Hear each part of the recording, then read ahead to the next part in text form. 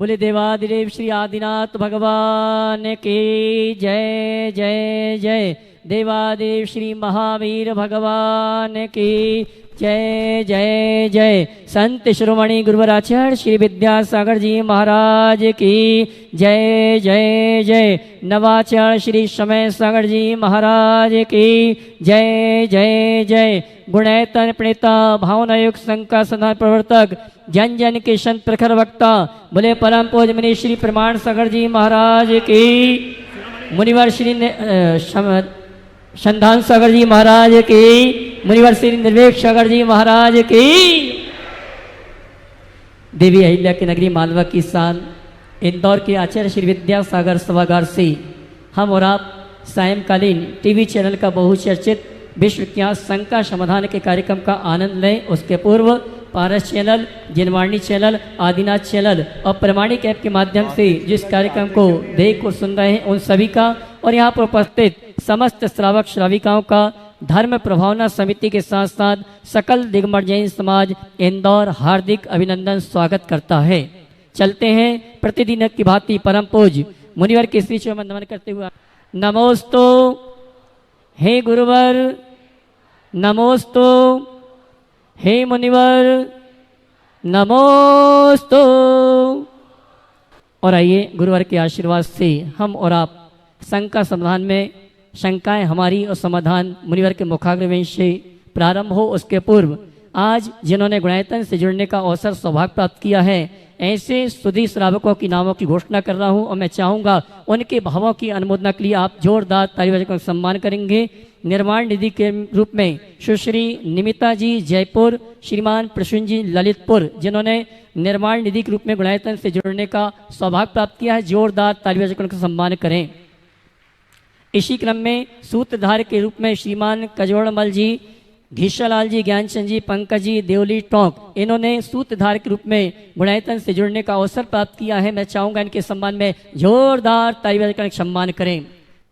हमारे बीच में उपस्थित हैं बज परिवार कोपरगांव महाराष्ट्र जिन्होंने गुणायतन स्तंभ के रूप में गुणायतन से जुड़ने का अवसर प्राप्त किया। श्रीमान सुधीर जी, अनंत जी वज हमारे बीच उपस्थित हैं। मैं चाहूंगा परम पूज्य मुनिवर के श्री चरण नमन करते हुए गुरु वंदना का सौभाग्य प्राप्त करेंगे और उनके सम्मान के लिए मैं आवाज दूंगा। हमारे महोत्सव के यजमान मुकेश जी पाटोदी और अध्यक्ष श्रीमान अशोक जी दोषी आएंगे। सम्माननीय हमारे गुणायतन स्तंभ का गुणायतन परिवार और धर्म प्रभावना समिति की ओर से सम्मान का कार्यक्रम संपन्न करेंगे और आप जोरदार ताली बजा करने का सम्मान करें। आइए मुकेश जी पाटोदी और अशोक जी दोषी। और आइए चलते हैं, सम्मान का क्रम चल रहा है। हम और आप परम पूज्य मुनिवर संधान सागर और इसी क्रम में मैं आमंत्रित करूंगा हमारे इंदौर समाज के गौरव उद्योगपति श्रीमान आर के जैन रानेका परिवार वे आए परम पूज्य मुनिवर के श्री चरण नमन करते हुए गुरु वंदना का सौभाग्य प्राप्त करेंगे और उनके सम्मान के लिए मैं आवाज दूंगा। हमारे महोत्सव के अध्यक्ष भाई नवीन जी गोधा और महामंत्री भाई हर्ष जी आएंगे। हमारे सम्मानी आर के जैन रानेका परिवार इनका प्रतीक चिन्ह देकर सम्मान का कार्यक्रम संपन्न करेंगे और मैं चाहूंगा आप ऐसे व्यक्तित्व के लिए, ऐसे उद्योगपति के लिए जोरदार ताली बजाकर इनका सम्मान करें। आइए साहब, भाई हर्ष जी और नवीन जी आ जावे। और आइए चलते हैं, हम और आप परम पूज्य मुनिवर संधान सागर जी महाराज के श्री चरण नमन करते हुए निवेदन करेंगे आगे के कार्यक्रम के संचालन के लिए दोनों हाथ उठा के जयकारा लगाएंगे। और आइए हमारे बीच में गुणायतन ट्रस्टी जिन्होंने आज मुनिवर से निवेदन किया और आशीर्वाद प्राप्त हुआ श्रीमान सुनील जी, श्रीमती सुमन जी, शिवरिया परिवार कुशाक गरमिया जैन कृति जैन इंदौर हमारे बीच पधार चुके हैं। मैं चाहूंगा वे आए परम पूज्य मुनिवर के श्री चरण नमन करते गुरु वंदना का सौभाग्य प्राप्त करेंगे। और श्रीमान अच्छा भिंड वाले श्रीमान सुनील जी, श्रीमती सुमन जी, सिमरिया परिवार जिन्होंने आज प्रातः काल की वेला में परम पूज्य मुनिवर से निवेदन किया और इन्हें सौभाग्य प्राप्त हुआ गुणायतन ट्रस्टी के रूप में। आइए और इनके सम्मान के लिए अशोक जी शास्त्री और पवन जी आएंगे। हमारे सम्माननीय श्रीमान सुनील जी, सुमन जी इस परिवार का सम्मान का कार्यक्रम संपन्न करेंगे और गुणायतन ट्रस्टी बिक्की आप भी जाएं सम्मान का कार्यक्रम संपन्न करने के लिए और आप जोरदार ताली बजाकर का सम्मान करें जिन्होंने अपने पूरे परिवार के साथ मिलकर उदासीन आश्रम में सिद्धों की आराधना सिद्धेश्वर महामंडल वंदन करने का सौभाग्य प्राप्त किया था। ऐसे सुनील जी और सुमन जी जिन्होंने गुणायतन ट्रस्टी के रूप में जुड़ने का अवसर प्राप्त किया। चलते हैं शंका समाधान के कार्यक्रम के लिए, दोनों हाथ उठा के जयकारा लगाएंगे। बोले परम पूज्य मुनि श्री प्रमाण सागर जी महाराज की। आज प्रथम प्रश्न के लिए सुधीर जी आनंद जी बज क्रोपर गांव से अपने बीच में हैं, जो गुणायतन के स्तंभ के रूप में अपनी स्वीकृति दिए हैं, और उनके साथ में अशोक जी सिंघई वो साथ में रहेंगे। और आज सुधीर जी जैन साहब जो ट्रस्टी बने, सुधीर सुमन जी जैन, वे अपना प्रश्न करेंगे। नमोस्तु महाराज जी, नमोस्तु नमोस्तु महाराज जी। मैं और मेरे परिवार की तरफ से त्रिवार नमोस्तु नमोस्तु नमोस्तु। महाराज जी मेरी शंका है, वर्तमान के लोकतांत्रिक एवं सामाजिक परिवेश में जैन युवाओं की भागीदारी एवं समाज रक्षा हेतु मानसिकता क्या और कैसे होनी चाहिए? देखिए, लोकतांत्रिक और सामाजिक व्यवस्थाओं को बनाने के लिए जैन युवाओं की पूरी भूमिका होनी चाहिए। जहाँ तक मानसिकता का सवाल है तो उनकी मानसिकता पूरी तरह से सकारात्मक और रचनात्मक होनी चाहिए। इस विषय में सबसे बड़ी जो बात है वह मूलतः ये है कि युवाओं के हृदय में सांस्कृतिक चेतना जागनी चाहिए। उनके अंदर वह निष्ठा होनी चाहिए जिसके बल पर धर्म, समाज और संस्कृति को आगे बढ़ाया जा सके। निष्ठा के अभाव में चीज़ें बिगड़ जाती। युवाओं को अगर सही दिशा मिले तो वो बहुत कुछ कर सकते हैं, और थोड़ी सी दिशा बिगड़ते ही चीज़ें बदल जाती हैं। इसलिए सही दिशा में जुड़ते हुए उन्हें आगे बढ़ना चाहिए। सुनील सुमन जी जैन, जावरा मंदिर इंदौर, जो गुणायतन की ट्रस्टी हैं, और उसके बाद में तैयार रहेंगे जिनका 2 दिन से नंबर नहीं आ पा रहा था, श्रीमती चंदा मनोहर भंडारी जाबुआ, श्वेतांबर मूर्ति पूजक समाज की जो अध्यक्ष हैं, वे अपना प्रश्न गुरु चरणों में रखें। त्रिवार नमोस्तु महाराज जी, इच्छामी महाराज जी। महाराज जी आध्यात्मिक भजन की लाइन है कि वैसा ही जीवन बनता जैसी धारा चिंतन की। ये लाइनें भावना योग से तो पूरी तरह रिलेट हो रही हैं। तो महाराज जी पूर्व कर्मोदय को छोड़कर, बल्कि कहें कि पापोदय के समय भी यदि चिंतन या सोच अच्छी हो जाए तो आसानी से जीवन सुखपूर्वक जिया जा सकता है। पर मुश्किल इस बात की है कि हर समय परिणाम एक जैसे या अच्छे नहीं रह पाते। इसके लिए महाराज जी क्या करें, आप बताइए। ये स्वाभाविक है, हर समय परिणाम अच्छे नहीं रह पाते। तो इसके लिए हमें 2 उपाय करना है। हमारे परिणाम अच्छे बने रहे ऐसा प्रयास करें, और परिणाम बिगड़े नहीं ऐसी सावधानी रखें। क्या प्रयास और क्या सावधानी? प्रयास एक शुभ आलम्बनों का अधिकतम प्रयोग करें जिससे हमारे परिणाम अच्छे बने, और परिणाम न बिगड़े तो अशुभ आलम्बनों से यथासंभव बचे। तो अपने परिणामों को बनाए रखने के लिए यही 2 माध्यम हैं। इसके साथ साथ अगर कदाचित परिणाम बिगड़ जाए तो अपनी निंदा गरहा करें, अपनी आलोचना करें, और निंदा गरहा आलोचना के साथ अपने परिणामों की शुद्धि करें, और उसके बाद उनकी पुनरावृत्ति ना हो ये सुनिश्चित करें। तो इससे भी हम भावी समय में उनकी पुनरावृत्ति से बचकर अपने चित्त का शुद्धिकरण कर सकते। नमोस्तु महाराज जी, नमोस्तु। श्रीमती चंदा मनोहर भंडारी झाबुआ, और उसके बाद में तैयार रहेंगे सुधीर जी बिलाला, जो मालवा प्रांत के अध्यक्ष भी हैं गुणायतन के। गुरुदेव के चरणों में कोटिशः बंदन। नमोस्तु नमोस्तु नमोस्तु गुरुदेव। गुरुदेव, मेरा प्रश्न यह है कि जब भी हम किसी धर्म ग्रंथ का स्वाध्याय करते हैं, जैसे कि नव तत्व, जीव विचार, कर्म ग्रंथ अथवा प्रतिक्रमण सूत्र, इनके स्वाध्याय से हमारे कर्मों की निर्जरा होती है, ऐसा हमने गुरुदेव से सुना है। किंतु मेरे मन में यह शंका है कि स्वाध्याय से हमें जो ज्ञान प्राप्त होता है, तो क्या वह ज्ञान आयुष पूर्ण होने पर हमारे साथ कैरी फॉरवर्ड होता है? कहने का मतलब यह है कि हम अपनी आत्मा के साथ जिस पर्याय में जन्म लेते हैं वह हमारे साथ रहता है, यह मुझे जानना है। कृपा समाधान कीजिएगा। देखिए, आज का युग टेक्नोलॉजी का युग है। कंप्यूटर होता है, देखा आपने, तो कंप्यूटर का जो काम होता है, उसका जो फंक्शन होता है, कैसे होता है, उसमें सॉफ्टवेयर होता है, हार्डवेयर भी होता है। बिना हार्डवेयर के सॉफ्टवेयर काम कर पाता है क्या? और हार्डवेयर पूरा हो, उसमें सॉफ्टवेयर ना हो तो उसका कोई फंक्शन हो पाता है क्या? इस शरीर हार्डवेयर और इसके अंदर रहने वाला जो ज्ञान है ना, वो सॉफ्टवेयर।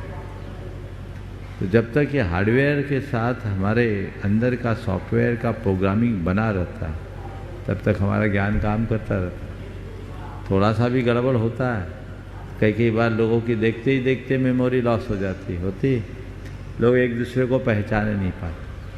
हमारी जब मृत्यु होती तो मृत्यु के क्षणों में पूरा सिस्टम ही बिगड़ जाता है, तो सॉफ्टवेयर हार्डवेयर का तालमेल खत्म हो जाता है। तो वैसी स्थिति में फिर उस पूरे के पूरे प्रोग्रामिंग को नए तरीके से तैयार करना हो।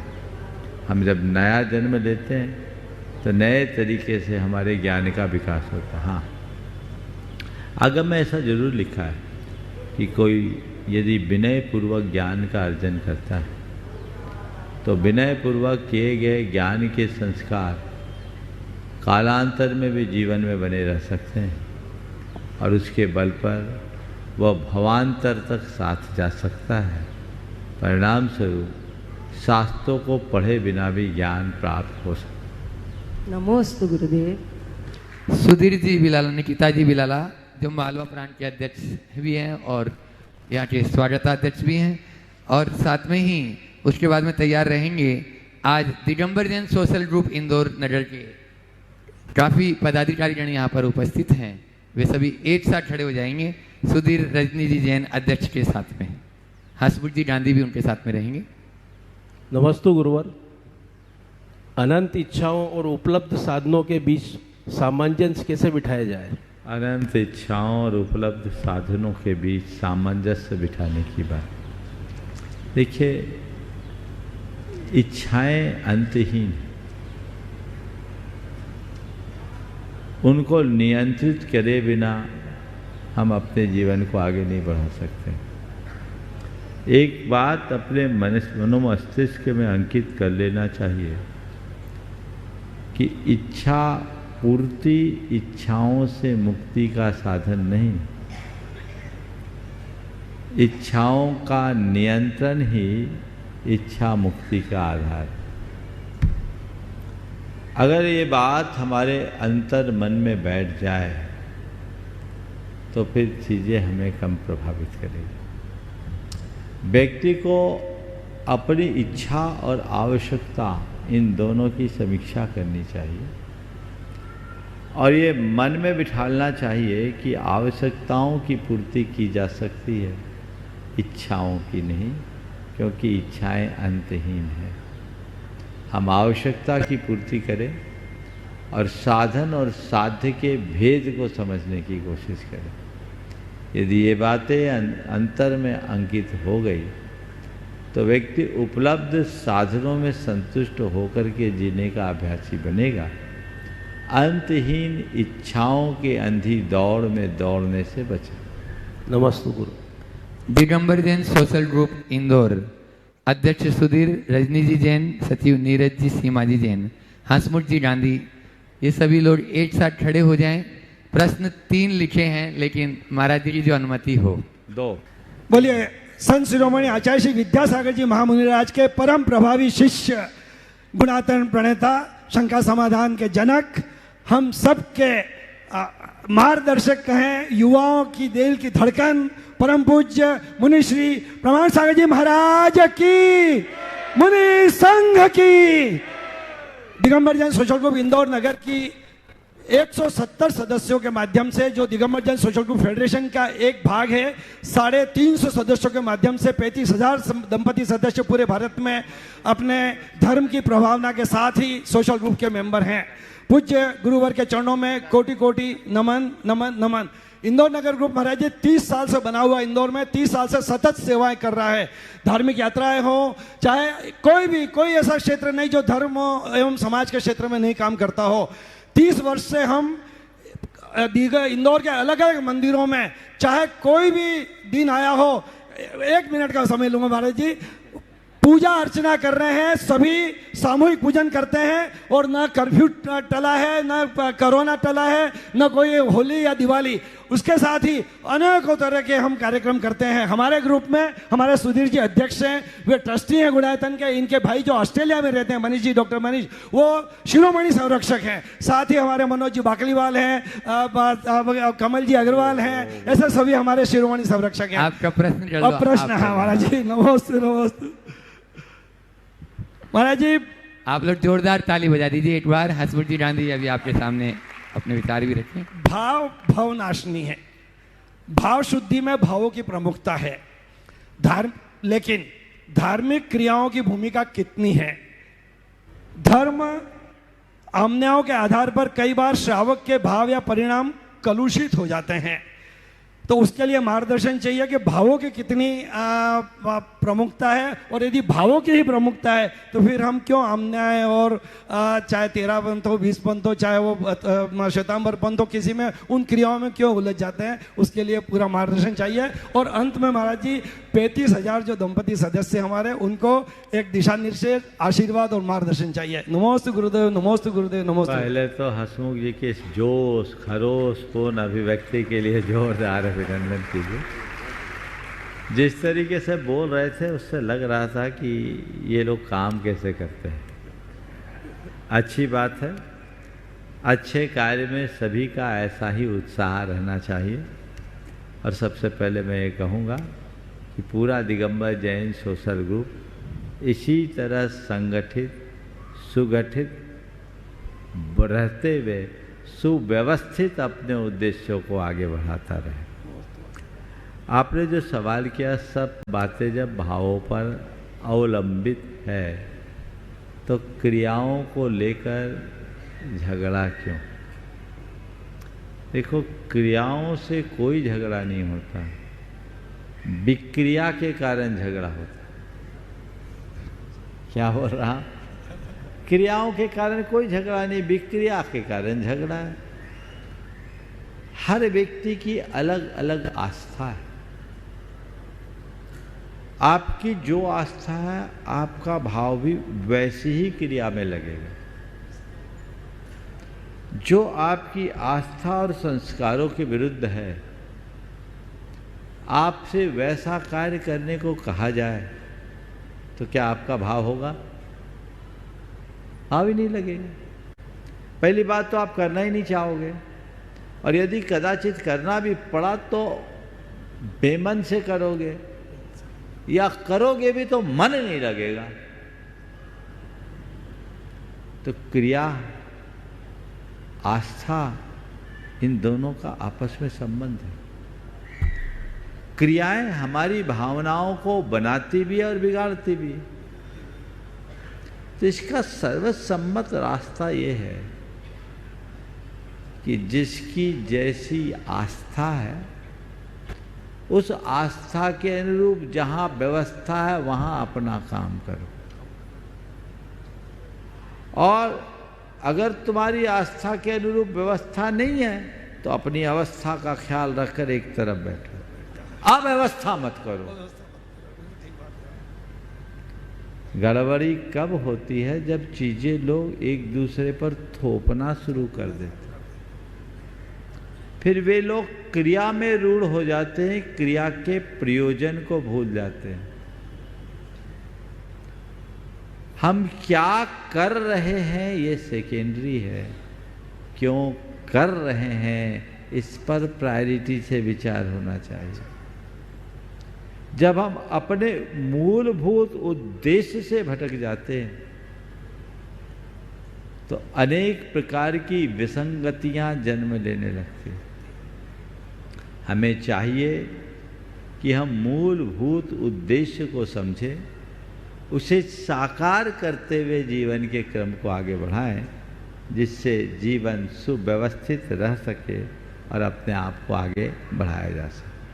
नमोस्तु जी, नमोस्तु। डॉक्टर संगीता जी मेहता। हाँ, डॉक्टर संगीता मेहता जी एक प्रश्न वे अपना प्रश्न रख रहे हैं। तब तक श्री मनीष कुमार जी, नीतू जी जैन, श्री नितिन कुमार जी, नेहा जी जैन, आरजव जैन, इंदौर उपस्थित हो तो मंच पर आ जाए। जिस परिवार का मैंने नाम बोला वे मंच पे आ जाए। सत्संग विराजमान मुनि के श्री चरणों में त्रिवार नमोस्तु अर्पित करती हूँ। महाराज जी, मेरा प्रश्न यह है, प्राचीन भारत में वैदिक संस्कृति और श्रमण संस्कृति समानांतर रूप से प्रवाहित थी। आदि तीर्थंकर प्राग ऐतिहासिक महापुरुष ऋषभदेव से जैन धर्म का प्रारंभ है। तीर्थंकर नेमिनाथ और तीर्थंकर पार्श्वनाथ भगवान भी ऐतिहासिक महापुरुष रहे हैं। फिर भी आज की अनेक चर्चाओं में और पुस्तकों में तीर्थंकर महावीर से जैन धर्म का प्रारंभ बताया जा रहा है, ऐसा क्यों? दूसरी बात, जैन धर्म का नाम जैन कब से पड़ा और जैनत्व की रक्षा के लिए एक व्यक्ति के रूप में और एक संगठन के रूप में हमारा क्या कर्तव्य है और हमें क्या करना चाहिए और क्या नहीं करना चाहिए? आपके 3 सवाल। अनुमति एक की थी, लेकिन तीनों सवाल मौलिक हैं, जुड़े हुए हैं और एक दूसरे से जुड़े हुए हैं, इसलिए मैं तीनों का उत्तर दे देता हूँ। पर ये देखकर दूसरे लोग कि हमें भी 3 नंबर मिल जाएगा, गड़बड़ मत करना। जो पहली बात आपने कही वो बहुत दुर्भाग्यपूर्ण। सारे तथ्य और प्रमाण उपलब्ध होने के बाद भी आज लोग अपने सांप्रदायिक अभिनिवेश से ग्रसित होने के कारण इस बात को सार्वजनिक रूप से मानने में हिचकते हैं। जब अनेक प्राच्य और पाश्चात्य विद्वानों ने इस बात पर अपनी सम्मति परक राय प्रकट की, इसमें संकोच कैसा? कभी भी सवाल ये नहीं है कि कौन नया और कौन पुराना है। मेरा मानना है कि पुराना सब अच्छा हो और नया सब खराब हो, ये ऐसी बात नहीं है। बहुत सा नया भी अच्छा होता है, बहुत सा पुराना भी खराब होता है। जैन धर्म इसलिए महान नहीं है कि वो प्राचीन धर्म है। जैन धर्म इसलिए महान है क्योंकि वो हमारे जीवन के उत्थान का सरलतम मार्ग बताता है। इसलिए जैन धर्म सबके लिए प्रासंगिक है, भले वो ऋषभदेव से हो या भगवान महावीर से। लेकिन इतिहास को इतिहास की तरह प्रस्तुत करना चाहिए। अगर इतिहास के तथ्यों को अनदेखी करके बातें प्रस्तुत की जाती है तो हमारे इतिहास के साथ बहुत बड़ा खिलवाड़ होता है और हम अपनी पीढ़ियों को सही तथ्य जानने से वंचित कर देते हैं, जो एक प्रकार का गंभीर सामाजिक और सांस्कृतिक अपराध है। ऐसे अपराधों से लोगों को बचना चाहिए और हमें ऐसे लोगों को हतोत्साहित करके चलना चाहिए। बहुत सारे प्रयास हुए, उन प्रयासों से कुछ स्थानों पर तो हुआ, लेकिन अभी भी कुछ पाठ्य पुस्तकों में इस तरह की भ्रमपूर्ण बातें पढ़ाई जाती है। बार बार उनके संज्ञान में लाने के बाद भी लोग उसमें परिवर्तन करने को तत्पर नहीं होते। ये दुर्भाग्यपूर्ण है। आपने बात की कि जैन धर्म कब से चलन में आया। देखिए, भारत के इतिहास को हम पलटते हैं और जैन धर्म के इतिहास को पलट कर देखते हैं तो प्राचीन काल में जैन धर्म के लिए आर्हत धर्म, निर्गंथ धर्म और श्रमण धर्म के रूप में जाना जाता था। आर्हत यानी जिसने अपनी आध्यात्मिक पवित्रता और उज्ज्वलता के बल पर पूज्यता को प्राप्त किया, वो अर्हत। उस अर्हत के द्वारा प्रवर्तित धर्म आर्हत धर्म था। निर्गंथ जिसके अंदर राग देश मोह और परिग्रह की कोई गांठ न हो, वो निर्गंथ। उस निर्गंथ दिगंबरों के धर्म का नाम निर्गंथ धर्म था। निर्गंथेशो निरारंभो दिगंबर है, ऐसा वाक्य भी आता है। और फिर तीसरा है श्रमण, जो सतत अपने आत्म कल्याण के लिए श्रमशील रहे, वो श्रमण पुरुषार्थवादी धर्म श्रमण धर्म था। तो ये तीनों जैन धर्म के प्राचीन नाम थे। जैन शब्द बहुत बाद में आया है। अगर देखा जाए तो आचार्य कुंद ने जौन शब्द का प्रयोग किया, जिसकी संस्कृत छाया जैन हुई। अन्य में भी कालांतर में जैन शब्द आया। आपका तीसरा सवाल क्या था? जैनत्व की रक्षा के लिए हमारी व्यक्तिगत रूप में और संस्था के रूप में क्या हमें करना चाहिए और क्या नहीं करना चाहिए? जैनत्व की रक्षा के लिए सबसे पहला काम व्यक्तिगत रूप से हमारे आचरण में जैनत्व की प्रतिष्ठा होनी चाहिए। जैनत्व के प्रति स्वयं की निष्ठा होनी चाहिए। जैन तत्व ज्ञान को घोंट करके समझना चाहिए, उसे जीने का प्रयास करना चाहिए। यदि हम में जैनत्व होगा तभी हम औरों को जैनत्व का प्रकाश दे पाएंगे। जो खुद अंधेरे में हों वो रोशनी क्या बांट पाएंगे।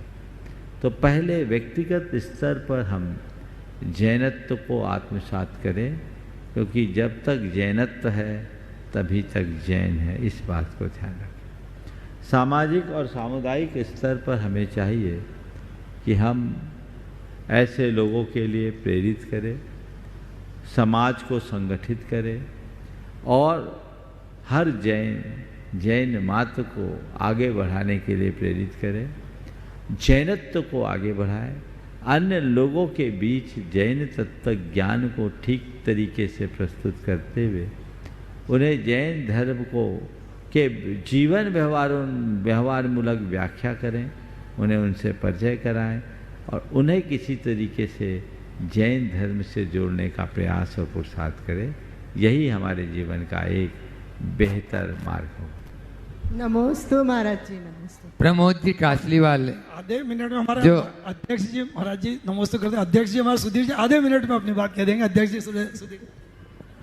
नमस्ते गुरुदेव। मेरा एक छोटा सा क्वेश्चन ऑर्गन ट्रांसप्लांट के ऊपर है। महाराज जी, हम लोग हॉस्पिटल में रहते हैं, जब पेशेंट की डेथ हो जाती है उसके बॉडी के पार्ट्स हम दूसरे मरीज को दे देते हैं, जैसे आँख है, स्किन है, यहाँ तक तो बात समझ में आती है। पर जब किसी मरीज की न्यूरोलॉजिकल डेथ हो जाती है और डॉक्टर बोल देता है ब्रेन डेड हो गया है, उसके हम जब ऑर्गन ट्रांसप्लांट करते हैं, जैन धर्म के हिसाब से तो उसकी आयु अभी पूरी हुई नहीं है, उसके अंदर आत्मा है, ये क्या जस्टिफाइड है? क्या डॉक्टर हत्याओं का पाप ले रहे हैं, या जो पेरेंट्स इस टाइप से उस बॉडी को डोनेट करना चाहते हैं वो हत्या का कृपया करके थोड़ा सा समाधान कीजिए। देखिए, जैन धर्म के अनुसार यदि व्यक्ति में प्राण शेष हैं और आप उसके अंगोपांग निकाल रहे हैं तो ये घोर पाप है, हत्या है। एक सांस भी बची है तो मारना पाप है। प्राणों का व्यपरोपणम हिंसा है। मरणोपरांत आपको जो करना है करें जी, पर केवल ब्रेन डेड है, बाकी बॉडी काम कर रही है, तो जैन धर्म के अनुसार ये महा अनर्थकारी पाप समझना चाहिए। तो मतलब इस एक्टिविटी को प्रमोट नहीं करना चाहिए। मैंने अपनी बात बता। गुरु चरणों के अनन्य भक्त प्रमोद जी कासलीवाल अपना प्रश्न करें। और उससे पहले जिनको मैंने मंच पर बुलाया, श्री मनीष कुमार जी, नीतू जी जैन, श्री नितिन कुमार नेहा जैन, आरदेव जैन इंदौर, एक बार जोरदार तालियां बजा दीजिए जो आज गुणायतन से सूत्रधार के रूप में जुड़े हैं। मैं चाहूंगा शिरोमणि संरक्षक गुणायतन की बांसा से अपने बीच में सुनीता दीदी यहाँ पर उपस्थित है, वो उनको मेमेंटो देकर उनका सम्मान करें।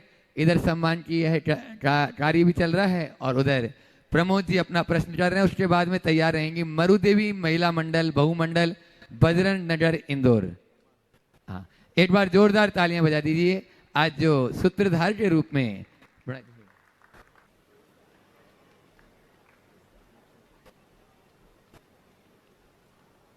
श्री कजोड़मल जी जैन, गीसालाल जी ज्ञानचंद जी, पंकज जी जैन, देवली टोंक यदि उपस्थित हों। हाँ, प्रमोद जी कासलीवाल जो अनन्य गुरु भक्त हैं, वे अपना प्रश्न गुरु चरणों में रख रहे हैं और उसके बाद में तैयार रहेंगी मरुदेवी महिला मंडल बजरंग नगर इंदौर। नमोस्तु महाराज। नमोस्तु नमोस्तु नमोस्तु महाराज। मेरी जो शंका है उसका कुछ हद तक समाधान हो चुका है सोशल ग्रुप के प्रश्न से। आपकी आज्ञा हो तो मैं अपनी शंका बतला दूं बहुत 2 मिनट में। बोलिए। हाल ही में महाराज व्हाट्सएप पे एक पोस्ट आया था जिसमें किसी अन्य धर्म के गुरु ने कहा कि भगवान को मंदिरों में और फोटो फ्रेम्स में कैद करके मत रखो, भगवान को अपने इर्द गिर्द देखो 24 घंटा 365 दिन। उदाहरण के तौर पे उन्होंने बताया कि यदि आप गाड़ी चला रहे हैं तो ये मन में ठान लीजिए कि बाजू की सीट में भगवान बैठे हैं, आप कभी भी लाल बत्ती का उल्लंघन नहीं करेंगे। किंतु मेरी अपनी सोच ये है कि यंत्र मंत्र और तंत्र के बिना मन को स्थिर रखना या भावना बनाए रखना बहुत मुश्किल हो जाता है। मैं चाहता हूं कि आप इस शंका का समाधान करें कि बिल्कुल आपने जो बात कही, जो संदर्भ आपने उद्धृत किया वो अपनी जगह सही है, और आपने जो सवाल उठाया वह भी अपनी जगह सही। ये बात बहुत अच्छी है और अच्छी लगती भी है कि हमें भगवान का एहसास हर पल करना चाहिए, और जिस व्यक्ति को हर पल भगवान का एहसास होने लगे उन्हें मंदिर जाने की कोई ज़रूरत भी नहीं पड़ेगी। लेकिन हमारे मन के संस्कार कुछ ऐसे हैं जो बार बार बनते बदलते रहते हैं, और वो एहसास हर पल नहीं रह पाता। हमारे बाजू में जब कोई और बैठा हो तो भगवान का एहसास कैसे होगा? यदि उस लेवल पर हम अभ्यास से पहुंच जाए तो काफ़ी कुछ परिवर्तन संभव है। अभ्यास हमें करना चाहिए, अब भगवान की उपस्थिति का एहसास हर पल करने का प्रयास करना चाहिए। लेकिन यदि ये अभ्यास न हो, एहसास न हो, तो हमें भगवान की मूर्ति का, भगवान की तस्वीर का भी आलम्बन लेना चाहिए। एक उदाहरण के लिए मैं कहता हूँ कि अपने पुरखे जिनके प्रति हमारा बड़ा लगाव, मान लो आपके पिताश्री अभी शायद दुनिया में नहीं है ना, कुछ ही महीनों पहले उनके आपके पिताश्री आपके दुनिया में नहीं है, पिताजी के प्रति आपका बड़ा प्रगाढ़ लगाव है। पर मैं पूछता हूँ, पिताजी की उपस्थिति का जैसा एहसास उनकी तस्वीर के सामने होता है, क्या तस्वीर के अभाव में वैसा एहसास हो पाता है? नहीं हो पाता है। नहीं हो पाता। जिन्हें तस्वीर के अभाव में पिता की उपस्थिति का एहसास होता है उन्हें तस्वीर रखने की ज़रूरत नहीं है। लेकिन जिन्हें अपने पिता की उपस्थिति का एहसास नहीं होता उन्हें तस्वीर को हमेशा अपने पास रखने की ज़रूरत है ताकि उनका एहसास होता रहे। पर इतनी बात जरूर है कि केवल तस्वीर तक सीमित न रहे, उस तस्वीर में छिपे तत्व का एहसास भी हो ताकि जीवन बेहतर बन सके। नमोस्तु महाराज, नमोस्तु नमोस्तु नमोस्तु। मरुदेवी महिला मंडल बजरंग नगर, और उसके बाद में नमोस्तु महाराज जी, नमोस्तु। इच्छा में महाराज जी, जिन सहस्त्र नाम स्तोत्र है उसके अध्याय के अंत पूर्ण होने पर ऐसा लिखा है, इति मदादि शतम दिव्यादि शतम त्रिकाल दर्शादि शतम। इसका तात्पर्य क्या है?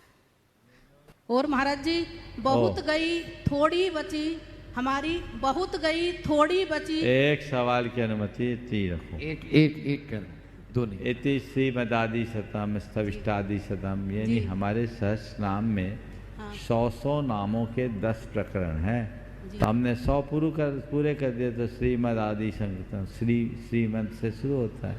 इस सविष्ट आदि के द्वारा जो अपने 100 में पहला उसको आदि ले लिया, ये शतम ऐसा कहते हैं।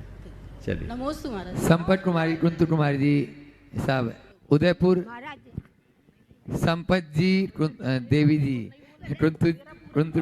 ऊपर आ जाओ। उदयपुर वे ऊपर आ जाएं, और उनके सम्मान के लिए दिलीप जी डोदा, राकेश जी डोदा वे उनको सम्मान ऊपर लेकर आए। तब तक प्रश्न, हाँ, रानी दोषी वे भी सम्मान के लिए ऊपर आ जाएं, महिला सम्मान के लिए। और तब तक प्रश्न चल रहे हैं। आगे नमोस्तु महाराज श्री, आपके श्री चरणों में बार बार 3 बार नमोस्तु नमोस्तु नमोस्तु। निर्वेक सागर जी महाराज, संदान सागर जी महाराज के श्री चरणों में 3 बार नमोस्तु। महाराज श्री, उदयपुर आपके इस ऐतिहासिक इंदौर के चातुर्मास के उपरांत उदयपुर की तरफ आपका विहार हो। 2017 में हमको चातुर्मास का संयोग मिला था और आचार्य श्री का संयम स्वर्ण महोत्सव वहाँ संपन्न करने का हमको अवसर प्राप्त हुआ था। और महाराज श्री, आचार्य श्री का उस समय आदेश ही था कि आपको उदयपुर पधारना है। उसके बाद हम डोंगरगढ़ गए निवेदन करने, पर हमारा भी पुण्य का उदय था कि आचार्य श्री के ध्यान में उदयपुर नगर आया और आपका ऐतिहासिक चातुर्मास संपन्न हुआ। महाराज श्री, आज एक कोई शंका लेकर उपस्थित नहीं हुआ हूँ, एक निवेदन आपके श्री चरणों में करना चाहता हूँ। एक निवेदन आपके श्री चरणों में करना चाहता हूँ कि माननीय उच्च न्यायालय में बहुत समय से समय शिखर का जो केस है उच्च न्यायालय में हमारे और श्वेतांबर समाज के बीच में चल रहा था, उसका निर्णायक दौर अभी संपन्न हो रहा है और थोड़े ही समय में वो निर्णय आने वाला है। तो आप ऐसी भावना प्रेषित करें, वो निर्णय हमारे पक्ष में जाए, ऐसी भावना आप प्रेषित करें और हम भी ऐसी भावना करें कि वो निर्णय हमारे पक्ष में जाए। महाराज देखिए, सबसे पहले तो मैं चाहूँगा कुंथू जी और संपत जी का जोरदार अभिनंदन करें। ये चेहरा इस कार्यक्रम को देखने वाले सभी का जाना पहचाना चेहरा है।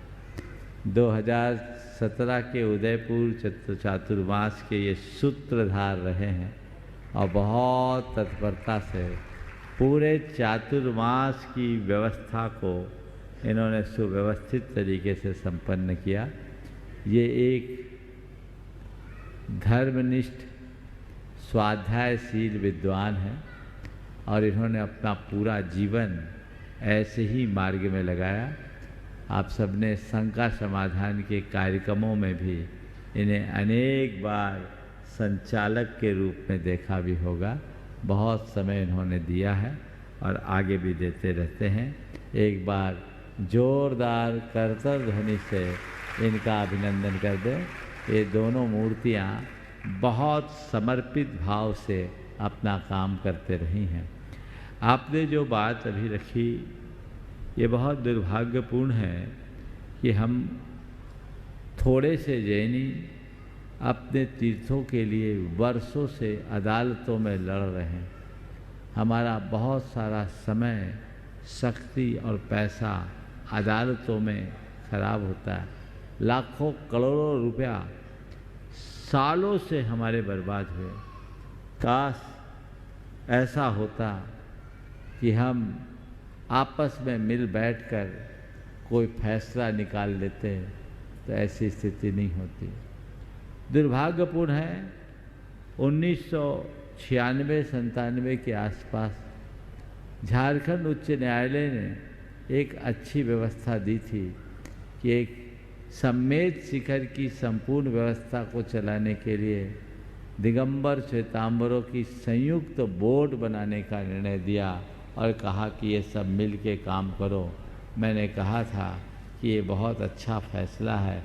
2 भाइयों को एक थाली में साथ बैठकर खाने का निमंत्रण।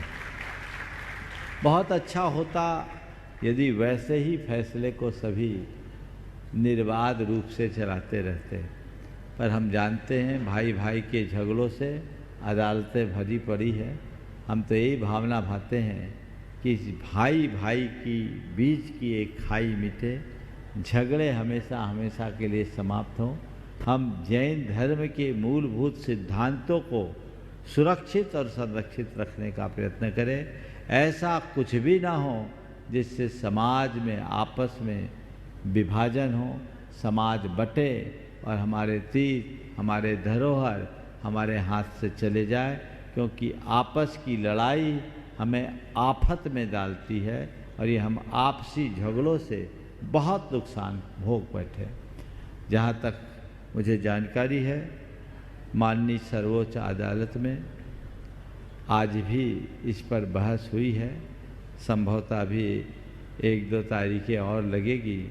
मैं भावना भाता हूँ कि निर्णय ऐसा निर्णय हो जो समाज के हित में हो, धर्म के हित में हो, दोनों घरों में उजाला करने वाला हो, दोनों पक्षों के लेने के लिए। इसलिए मैं आज आप सबसे कहता हूँ, सब लोग चूंकि ये निर्णायक रूप में आ गया है, ये भावना भाई नमोकार मंत्र की आराधना करें कि एक ऐसा फैसला हो जिसमें जैन धर्म की जीत हो,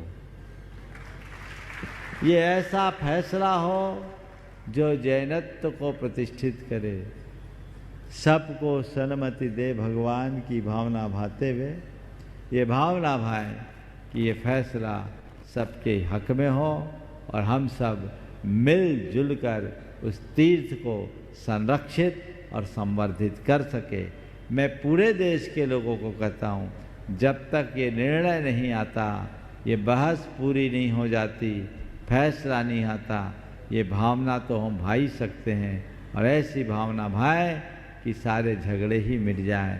विगत दिनों में कई ऐसे प्रयास किए गए, मेरे पास भी कई बार बात आई, कई मसौदा भी तैयार हुआ, लेकिन दुर्भाग्य आपस में तालमेल नहीं बन बैठ पाया।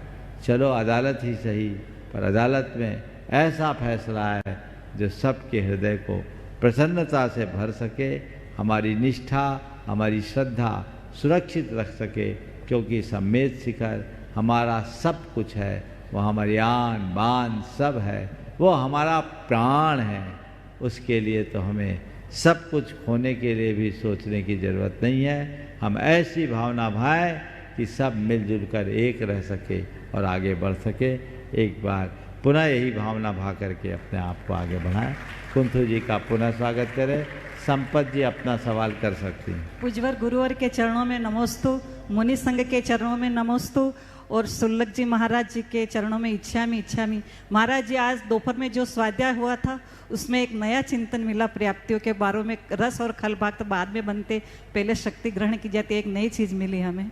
महाराज श्री जो आप पधारे थे केशव नगर में, तो भी वहाँ अच्छी पाठशाला संचालित हो रही है, 3 टीचर रख रखे हैं, 150 बच्चों की संख्या है, 100 बच्चे वहाँ पर आते हैं। तो जो 50 बच्चे नहीं आते हैं उनके लिए आपका क्या पेरेंट्स के लिए मार्गदर्शन चाहिए कि बच्चों को भेजें। और वहाँ भोजनशाला भी जो आपके आशीर्वाद से मिला था, तो अच्छी अनवरत चल रही हैं, बच्चों को भोजन भी कराया जाता है और हर समय प्रतियोगिता भी रखते हैं। अभी 15 अगस्त मुकुट सप्तमी और ये सब रखे थे महाराज जी, तो आपका आशीर्वाद चाहिए, बहुत अच्छी चल रही है। बहुत बहुत अच्छी। उन पेरेंट्स देखिए, मैं तो ये कहता हूँ, ये समस्या एक जगह की नहीं, सब जगह की। इसका एक सॉल्यूशन बता दूँ। जिनके बच्चे नहीं आते, 4-6 शिक्षिकाएँ और संचालिकाएँ, उनके घर जाओ, थोड़ा नाश्ता पानी करके आओ,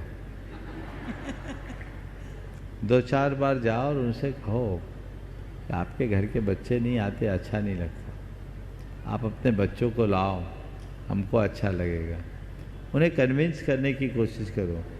आप 2-4 बार जाके उनसे अपना संवाद जोड़ोगे, मुझे पक्का भरोसा है, वे 1-2 बार जाने के बाद तीसरा अवसर नहीं देंगे, बच्चे को खुद लेकर के आएंगे। 100 बच्चे तो आ रहे हैं महाराज। 100 आए हैं, 150 भी पूरे आ सकते हैं। तो ये प्रयास जारी कर दो। ओम। हाँ, नमस्ते।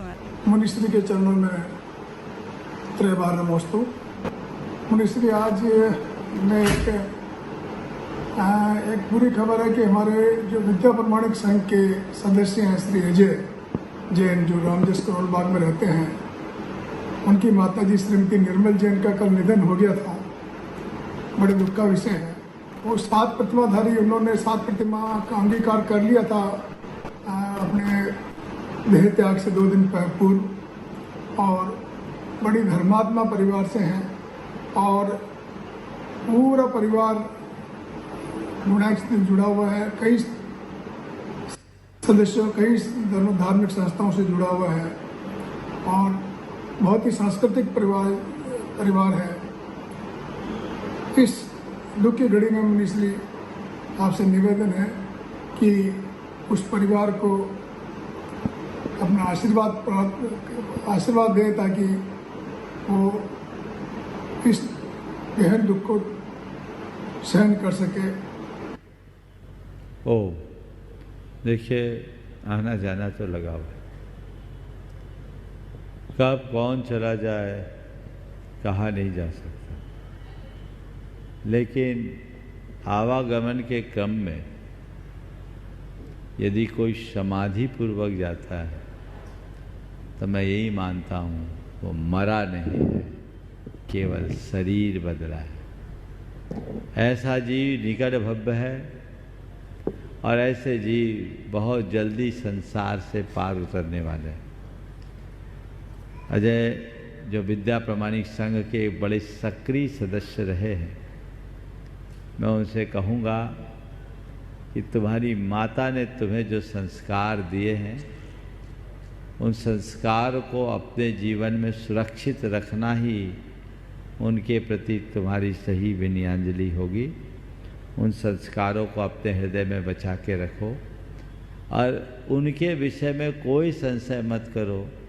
जिसने संलेखना धारण की और 7 प्रतिमा धारण करने के साथ संलेखना धारण की, वो उसने अपने जीवन को महान ऊंचाइयों तक पहुंचाया है। इसके लिए सोचने की बात नहीं है, अब तो हमें अपने बारे में सोचना है। ऐसे प्रसंगों में शोक करने की जगह इन्हें वैराग्य का निमित्त बनाना चाहिए और अपने जीवन को वैराग्य के पथ पर आगे बढ़ाने का उपक्रम करना चाहिए। मैं पूरे के पूरे परिवार को, उनके परिजनों को यही आशीर्वाद देना चाहता हूँ कि नियति की इस परिणति को स्वीकार करो और अपने भावी जीवन को उज्जवल बनाने का पुरुषार्थ करो।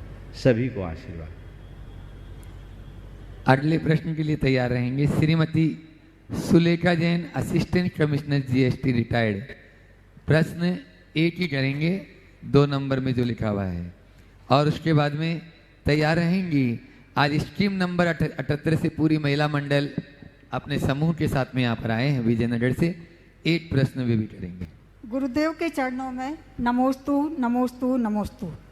गुरुदेव, मेरा प्रश्न यह है कि यदि परिवार का कोई सदस्य बीमारी के कारण पूर्णतः असहाय है एवं उसको हमेशा देखरेख और सेवा की जरूरत होती है, तो ऐसी स्थिति में मंदिर, पूजा पाठ, प्रवचन आदि को प्राथमिकता देनी चाहिए या कि असहाय सदस्य की सेवा और देखभाल को? देखिए, अगर घर में कोई असहाय सदस्य है और एक तरफ मंदिर, पूजा पाठ आदि का कार्यक्रम है, तो मैं तो ये कहूँगा कि उस असहाय सदस्य की सेवा को ही अपनी पूजा मान करके स्वीकार कर लेना चाहिए। ये बात सदैव ध्यान रखना कि हम मंदिर में जो भगवान की पूजा करते हैं वह द्रव्य पूजा है, पर किसी दीन दुखी पीड़ित इंसान की जो सेवा करते हैं वो भाव पूजा से कम नहीं। आप एक और प्रवचन सुनने जा रहे हैं और दूसरी ओर प्रवचन को जीने जा रहे हैं। प्रवचन में हम लोग क्या बोलते हैं, वो काम कर सकते हैं। हाँ, अगर कोई वैकल्पिक व्यवस्था हो तो उसमें बदलाव लाया जा सकता। नमस्ते गुरु। स्कीम नंबर 78 महिला मंडल विजयनगर है। सुनीता जी जैन अध्यक्ष के साथ में पूरी महिला मंडल खड़े हो जाएंगे और एक प्रश्न करेंगे। उसके बाद में समोसरण मंदिर से अपने बीच में श्राविक आश्रम से पद्मा दीदी एक प्रश्न करेंगी। नमोस्तु नमोस्तु नमोस्तु गुरुदेव। गुरुदेव, हम सब स्कीम नंबर 78 वालों की इच्छा है कि आपके पावन चरण स्कीम नंबर 78 में पढ़ें। गुरुदेव, हमारा प्रश्न ये है कि 10 लक्षण धर्म हमारे शाश्वत पर्व है। शुरू के 4 धर्म में ही क्रोध, मान, माया, लोभ का ही त्याग करना पड़ता है, किंतु समाज व मिलने जुलने वालों से सबसे ज़्यादा हमसे ये चारों कसाई सामान्य दिनों की अपेक्षा व्रतों के समय ज़्यादा हो जाती है।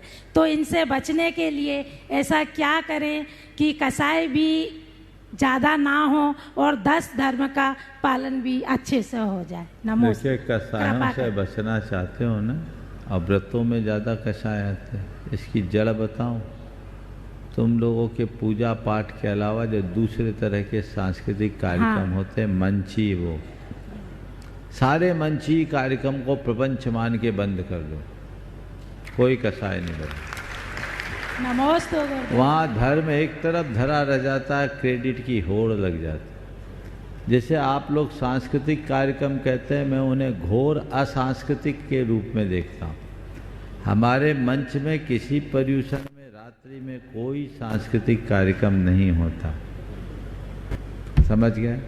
अगर कार्यक्रम हो तो इस तरीके के हों जो हमारे पौराणिक आख्यानों पर आधारित हो, या लोगों के लिए कोई प्रेरणा दे, या कोई एक टीम विशेष की हो जिसमें किसी तरह की प्रतियोगिता का भावना, जहाँ धार्मिक प्रतियोगिता के रूप में प्रतियोगिताएं प्रस्तुत की जाती है, वहीं राग, द्वेष, ईर्ष्या, छल, कपट सब आ जाता है, तो वो पूरे वातावरण को विकृत कर देता है, घोर अशांति हो जाती।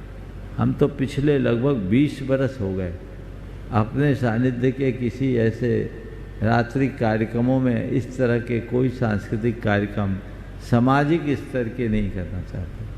युवकों को, युवतियों को, समाज के नई पीढ़ियों को आगे बढ़ाने के नाम पर ये सब कार्यक्रम किए जाते हैं, पर मुझे लगता है इसमें वो आगे कम पिछड़ते ज़्यादा हैं।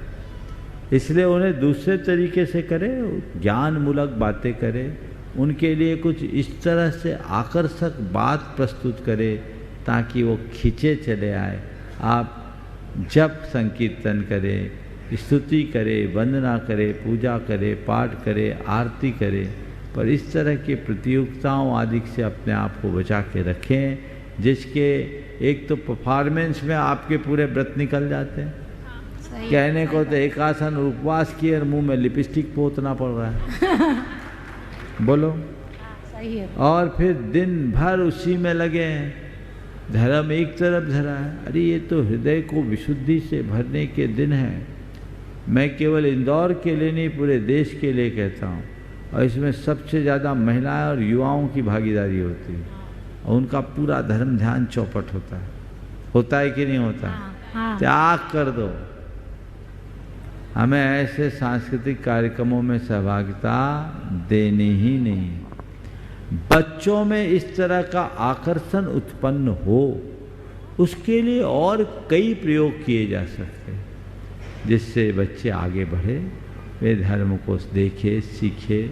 आप खुद इस तरह की प्रस्तुतियाँ दिला सकते हैं, कुछ प्रोफेसर्स को बुला करके भी आप दिला सकते हैं, दिखा सकते हैं, जिससे बच्चे अट्रैक्ट हों। और मेरा मानना है आप सांस्कृतिक कार्यक्रम नहीं भी करोगे तो भी बच्चे आएंगे। सामूहिक जाप कीजिए, सामूहिक पाठ कीजिए, सामूहिक आरती करना शुरू कर दीजिए। प्रतियोगिता से मुक्त समाज को बना लीजिए, सब कुछ बच जाएगा और सुरक्षित होगा। समय आप सबका हो गया, यहीं पर विराम। बोलिए परम पूज्य आचार्य गुरुवर श्री विद्यासागर जी महाराज की जय।